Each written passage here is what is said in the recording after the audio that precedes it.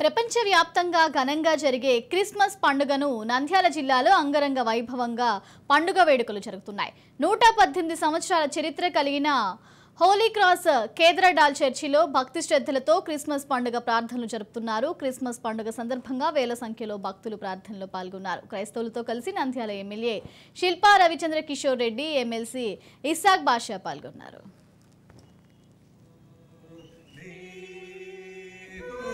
ఇప్పుడు నిజమైనటువంటి క్రిస్మస్ సంతోష సమాధానము నిరీక్షణ నేను మీకు తెలియజేస్తున్నాను.